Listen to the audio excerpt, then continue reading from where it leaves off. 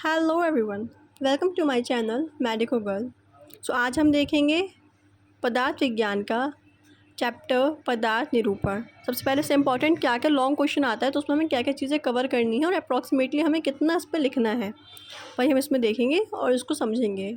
इसको मैं most probably 3 parts में कंप्लीट करूँगी। तो फर्स्ट पार्ट स्टार्ट करते हैं कि पदार्थ शब्द की पदार्थ की निरुक्ति क्या है। पदार्थ की निरुक्ति होती है पदस्य अर्थः पदार्थः। क्या होती है इसकी निरुक्ति?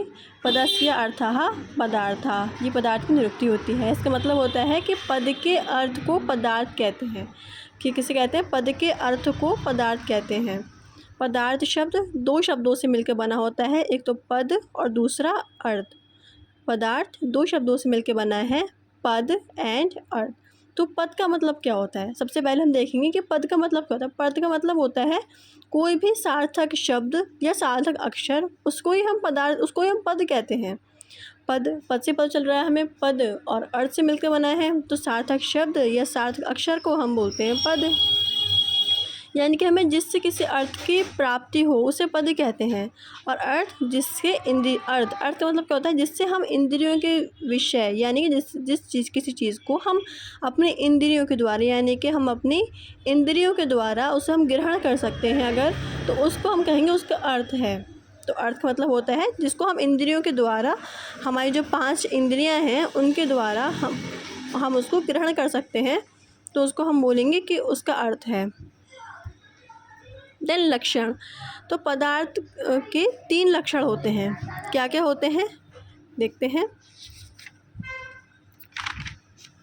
पहला होता है अस्तित्व, अभिधेयत्व एंड ज्ञेयत्व। अभिधेयत्व क्या होता है? अभिधेयत्व होता है जिसका नॉमेनक्लेचर हम कर सकते हैं, उसको हम बोलेंगे अभिधेयत्व। यानी कि जिसका जो नामकरण योग्य हो, जिसका नॉमेनक्लेचर किया सकता है, उसको हम बोलेंगे अभिधेयत्व। अस्तित्व यानी कि जिसकी सत्ता हो, सत्ता मतलब एग्जिस्टेंस हो, तो वो कोई भी चीज़ जो कि एग्जिस्ट कर सकती है, वो किसका लक्षण होगा? वो पदार्थ का होगा। यानी कि हम कोई भी चीज़ कैसे कह सकते हैं कोई भी चीज़ पदार्थ है या नहीं है? हम देखेंगे कि अगर किसी चीज़ की सत्ता है, उसकी एग्जिस्टेंस है, उसका नॉमेनक्लेचर हम कर सकते हैं, तो वो क्या होगा? पदार्थ होगा। और तीसरी चीज़ क्या है? तीसरा लक्षण क्या है? उसका ज्ञेयत्व। ज्ञेयत्व यानी कि नॉलेजेबिलिटी।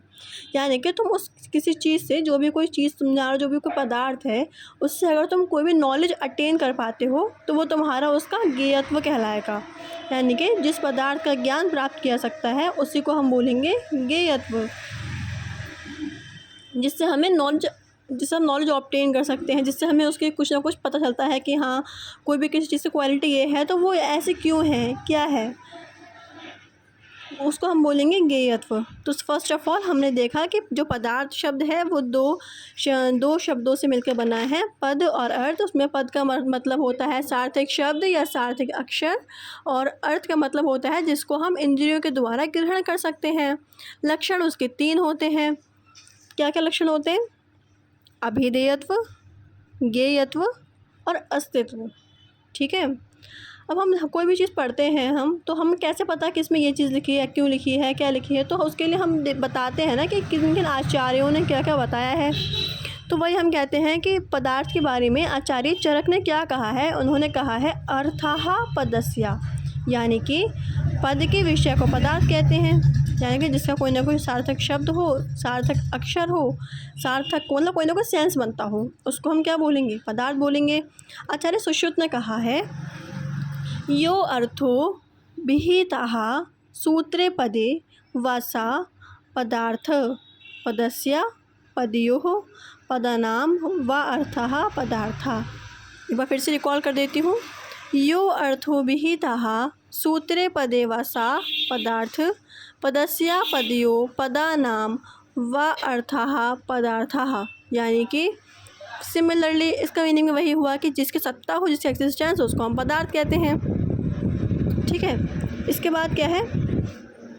उसका हम देखते हैं कि तर्क दीपिका ने क्या बताया। तो तर्क दीपिका के अनुसार अभिधेयत्वम पदार्थ सामान्य लक्षणम, यानी कि किसी नाम को धारण करने वाली वस्तु, यानी कि वही नॉमेनक्लेचर वाली बात आ गई कि जो कोई भी नाम धारण करे उसको हम पदार्थ कहते हैं। यानी कि हमारी लाइफ में जितनी भी हम मतलब अपने सराउंडिंग जितनी हम चीज़ें देखते हैं, बुक है, पेन है, पेंसिल है, चेयर है, टेबल है, whatever we see with our naked eye, that is what is that, पदार्थ। वो हमारा पदार्थ कहलाता है। जो भी चीज़ हम अपने आँखों से देख रहे हैं अपने आसपास, सारी चीज़ पदार्थ है।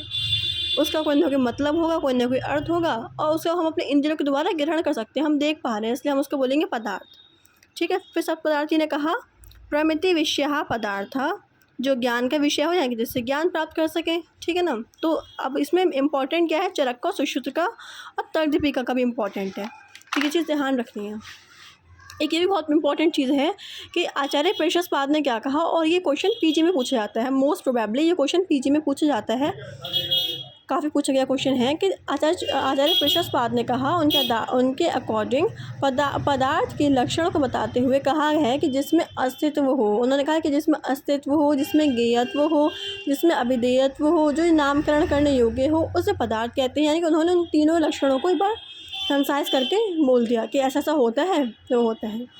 और इसी प्रकार वैशेषिक दर्शन हम लोगों ने दर्शन पढ़ा होगा, तो वैशेषिक दर्शन देखा था कि उसमें उन्होंने भी यही 3 लक्षण बताए हैं पदार्थ के, कि जिसमें अस्तित्व हो।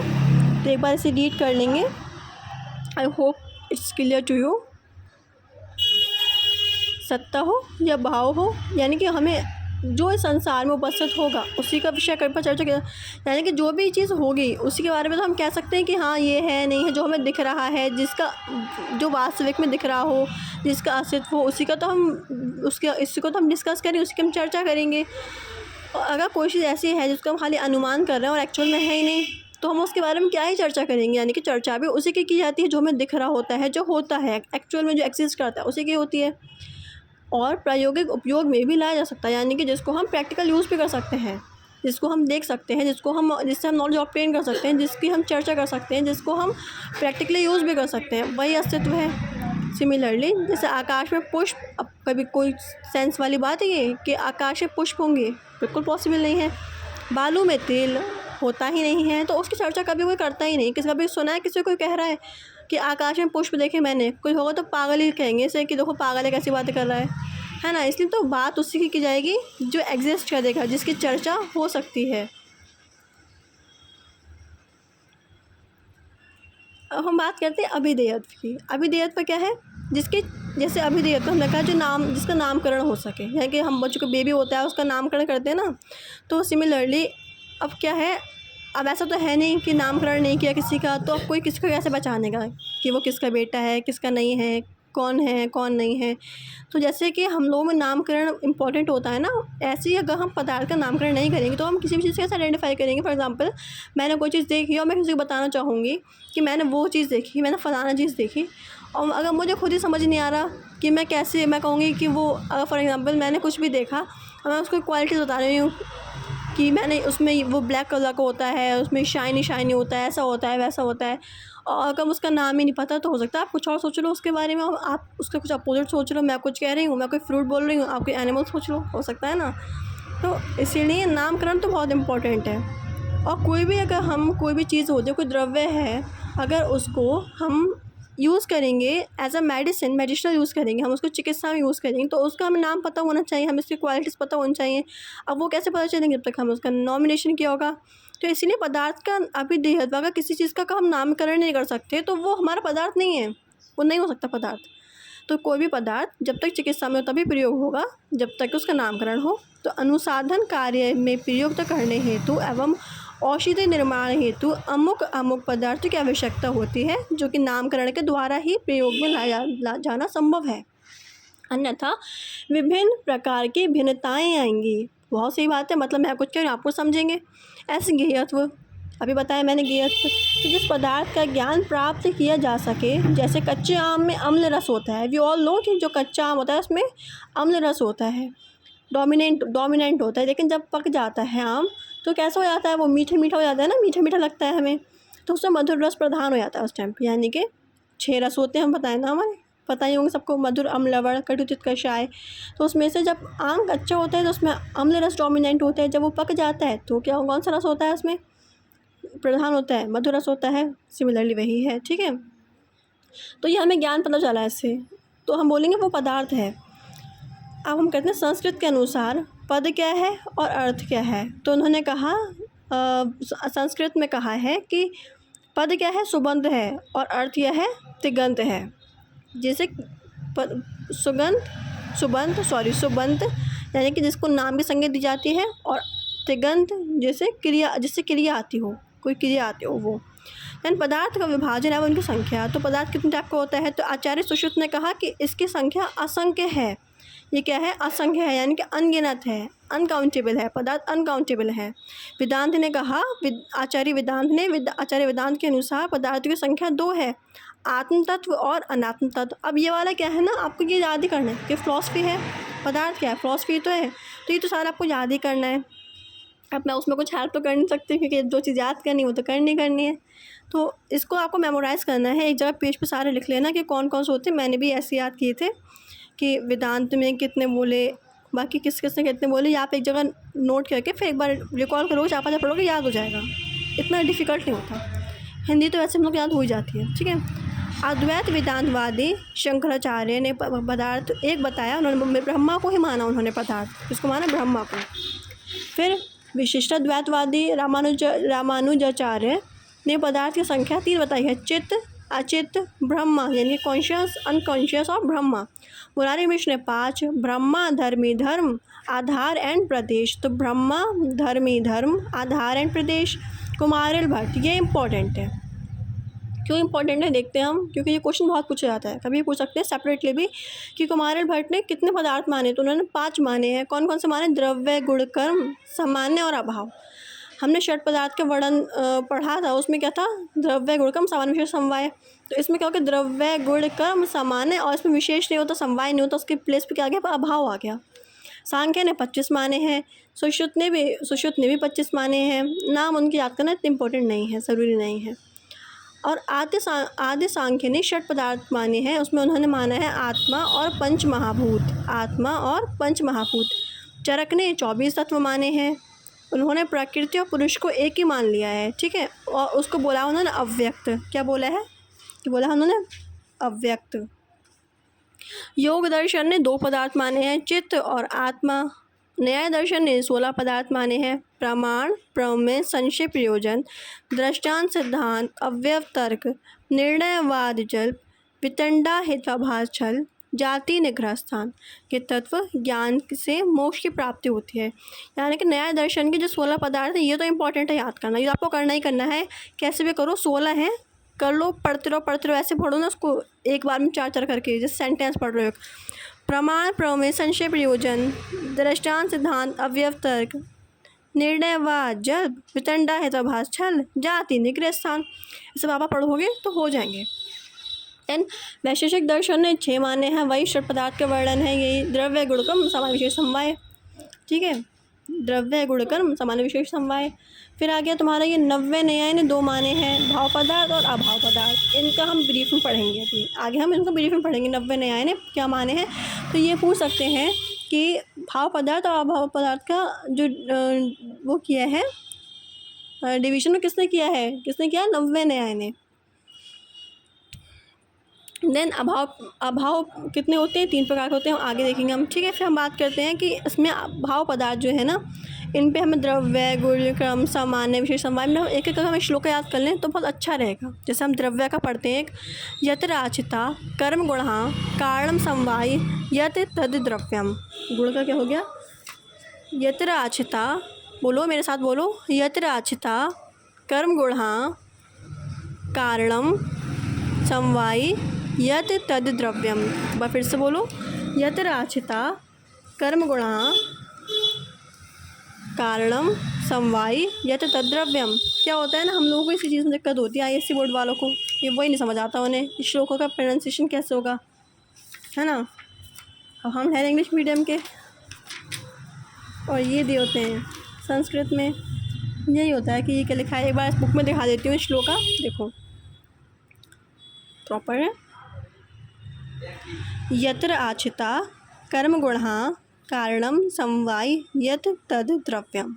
ठीक है, चरक सुश्रुत का श्लोक है ये। ऐसे हम नेक्स्ट जो है वो है गुण का। गुण का क्या है देखो, समवायी तु निश्चेष्टा कारणम गुणः। समवायी तु निश्चेष्टा कारणम गुणः। बोलो, समवायी तु निश्चेष्टा कारणम गुणः। देन सामान्य विशेष, सॉरी नॉट सामान्य विशेष, कर्म का पढ़ेंगे हम। तो कर्म का श्लोक हम क्या लिखेंगे, कर्म का ये लिखेंगे। पता है ये श्लोका बहुत इंपॉर्टेंट होते हैं। नंबर लॉन्ग क्वेश्चन में तभी मिलते हैं जब उसमें श्लोका लिखे होते हैं। बिना श्लोका के नंबर मिलते ही नहीं हैं। इतना लिख लोगे कितना लिख लोगे मैटर, लेकिन जो एकदम नंबर बाउंस कराते हैं वो श्लोका ही कराते हैं। देन कर्म का संयोगे च विभागे च कारणम द्रव्यम आचितम कर्तव्यस्य क्रियाकरम कर्म नान्यपेक्षते। इतना ही याद कर लो, सफिशिएंट है, ठीक है, पेक्षते तक। संयोगे च विभागे च, बोलो, संयोगे च विभागे च कारणम द्रव्यम आचितम कर्तव्यस्य क्रियाकरम कर्म नान्यपेक्षते। ऐसे इसके बाद तुम्हारा सामान्य का श्लोक है, सर्वदा सर्वभावनाम सामान्यम वृद्धि कारणम, सामान्यम सर्वदा सर्वभावनाम सामान्यम वृद्धि कारणम सामान्यम एकत्वकरम तुल्यार्था ही सामान्यम। ये भी चरक का ही है श्लोका, ठीक है। ये सारे श्लोका में चरक की बुक में मिलेंगे, आप देखोगे तो उससे मिलेंगे। इतना हो गया ना। उसके बाद आता है विशेष का श्लोका, विशेष का। तो विशेष का क्या है, रास हेतु विशेषश्चा विशेषस्तु प्रत्वकत्वकृत विशेषस्तु विपर्यायः, ठीक है। समवाय का क्या होगा, समवायो अपृथक भावो भूम्यादीनां गुणैर्मतः सानित्यो यत्र ही द्रव्यम न तत्रान्यतो गुणः। फिर से बोलो एक बार, समवायु अपृथक भावो भूम्यादीनां गुणैर्मतः सानित्यो यत्र ही द्रव्यम न तत्रान्यतो गुणः। ये भी चरक का श्लोक है, ठीक है। तो इतना भी हम इसमें कंसाइज करके इतना हम उसको यहाँ पर कंक्लूड करते हैं। भाव पदार्थ तक नेक्स्ट वीडियो से हम पढ़ेंगे। अभाव पदार्थ उसमें मैं डालती हूँ। भाव पदार्थ कितने होते हैं, 6 होते हैं, द्रव्य गुणक्रम सामान्य विशेष समवाय। और इसको डीपली हम पर्टिकुलर चैप्टर्स आएंगे उसमें पढ़ेंगे। तो जब तक के लिए इतना याद करो। इसमें क्या है, जो संख्या वगैरह है ना इनकी, इसमें बार बार रीड करोगे। एकदम ये नहीं कि एकदम लेके बैठ लो सारे एक ही दिन में याद करना है। पढ़ते रहो, रोज़ पढ़ो, बार बार रिवाइज करो। शॉर्ट में जो चीज़ याद नहीं हो रही है वो एक पेपर पर जो चीज़ याद नहीं हो रही खाली वो नोट कर लो। बाकी तो सारा इजी है, सब जो लक्षण है वो इजी है इसमें। लेकिन जो विभाजन है उनकी संख्या है ये मान सकती हूँ, एक दो बार में थोड़ी दिक्कत हो सकती है पढ़ने में। और ये श्लोका है, एक डायरी बनाओ, उसमें फटाफट सारे श्लोका नोट करो और उसको रोज़ रिकॉल करो। कब याद हो जाएंगे पता ही नहीं चलेगा, ठीक है। तो नेक्स्ट पार्ट में पदार्थ निरूपण का नेक्स्ट पार्ट में कंक्लूड करती हूँ उसको मैं। तब तक के लिए bye bye. And if you have any query you can comment me on the video. And आपको अगर कोई और भी टॉपिक की वीडियो चाहिए हो तो आप मुझे कमेंट सेक्शन में बता सकते हैं। Thank you, bye bye.